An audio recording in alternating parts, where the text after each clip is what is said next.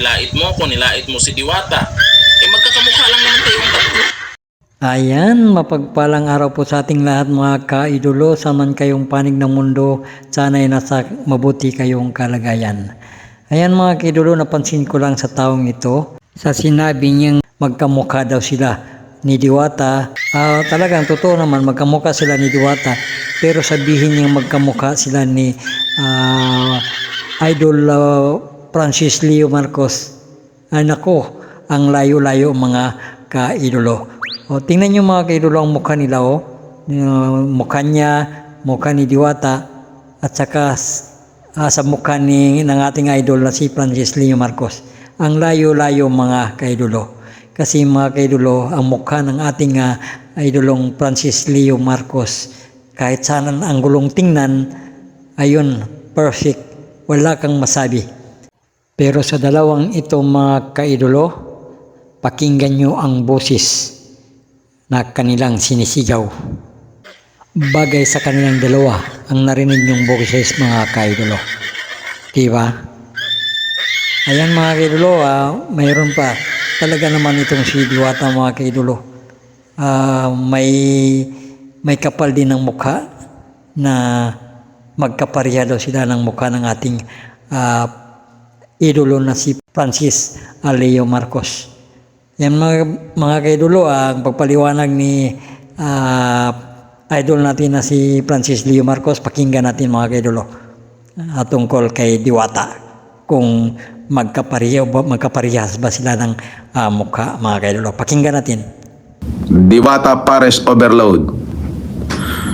Ayang ka na naman eh. Idol FLM, magkamukha tayo. Hindi tayo magkamukha. Oo. Kayo manggi, ako sunog ka. Oo. Hindi tayo magkamukha. Malabo. Oo. Ako kasi may dating. Tindig pa lang. Yes! Di ba? Ikaw wala kang tindig. Pero kung magiging mabuti ka sa paligid mo, at hindi mo nagagawin yung mga pinaggagawa mo dati, mas mamahalin ka ng tao. Ayun yun. Hindi tayo magkamukha. In reality, pangit ka. Gwapo ko. Ayun yun. At saka bayot ka, lalaki ko. Kaya hindi tayo magkamukha. Pero, maging mabuti ka na lang at magiging mabuti ko. Ganun lang yun. Ika nga ano yan? Alchemist. Yun lang. Kung ayaw mong batikusin kita, Diwata Pares Overload, maging mabuti ka lang. Hindi mo kailangang maging sobrang mabuti. All you have to do is to be equal to the trust repose. If the people trust you, then you must trust them. If the people support you, you must support them. Regardless of their creed and religion, regardless of gender. Ganun yun. Unless kung inaabuso ka. Yun yun. Kaya kayong dalawa, mga putok sa guho kayo, pakinggan nyo ito para matauhan kayo. Tignan mo nga naman. Ako, eto lang, pa-live.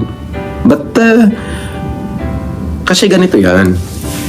The moment na tumulong ka sa tao, na walang pagpapaimbabaw, lagi kang gagabayan ng Diyos sa bawat lakad mo. Sabi ko nga, bastos ang bunganga ko eh. Wala rin preno. Basta alam kung totoo yung sinasabi ko, bastos ang bunganga ko. Mumurahin kita, malutong, ina mo, ganon.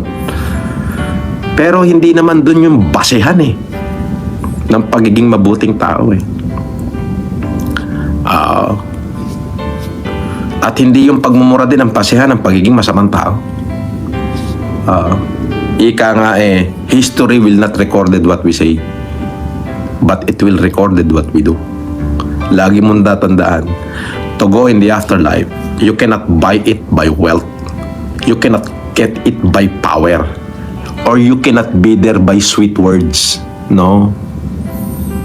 What you do, how we act in this life matter. Kung ano yung ginawa mo, yun na makakapagligtas sa'yo. Maraming aklat. May Quran, may Bible, may Torah, may Ecclesiastes. Ano paniniwalaan mo? Lahat ng aklat na yun, it linked to God, to one supreme being. Di panawalaan natin si Jesus. Ano yung sinabi niya? Niligtas niya yung Good Samaritan. At sinabi niya na kung ano yung ginawa mo sa pinakaaba sa akin, ay ginagawa mo sa akin. Lagi niyong tatandaan, love is invisible, but giving is visible. And the degree of giving is the only visible and physical evidence to the degree of loving. Ayun yun.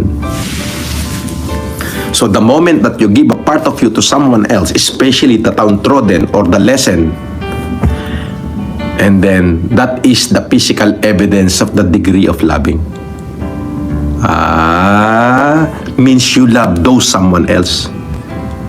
You love those lessened because you give a part of you. And then that is the proof and the evidence that you love the Supreme Being. You love God. Kasi pag hindi ko sila pinatawad, useless yung paggawa ko ng humanitarian eh. Bakit useless? Gagawa ka ng mabuti eh, para linisin mo yung puso mo. May galit ka pala sa puso mo. Di wala. Ngayon, itong dito, yung pagmumura ko dito sa YouTube, yan ay katuwaan ko na lang doon sa mga basher na nagmumura din sa akin. Pero hindi ibig sabihin nung galit ako sa kanila. Binabalik ko lang sa kanila kung ano yung sinasabi nila. Sabi nila bobo ko, mas bobo sila. Sabi nila scammer ako, sila yung totoong scammer. Ganun lang kasimple yun. Wala akong kailangang ipaliwanag bakit mas marami akong natulungan kaysa sa kanila. Ayan mga kaidolo, maraming salamat po sa pakikinig at panonood ng ating munting video clip ng ating idolo, Francis Leo Marcos. Sana'y lahat ng mga baser na nakikinig o nanonood, matauhan na kayo. Hindi galit ang ating idolo na si Francis Leo Marcos sa inyo. Binabalik lang niya sa inyo ang inyong mga masasamang sinasabi. Okay mga kaidolo, hanggang dito na lang ang iyong lingkod Idol Ko Dyan TV nagsasabing kaidolo, salute.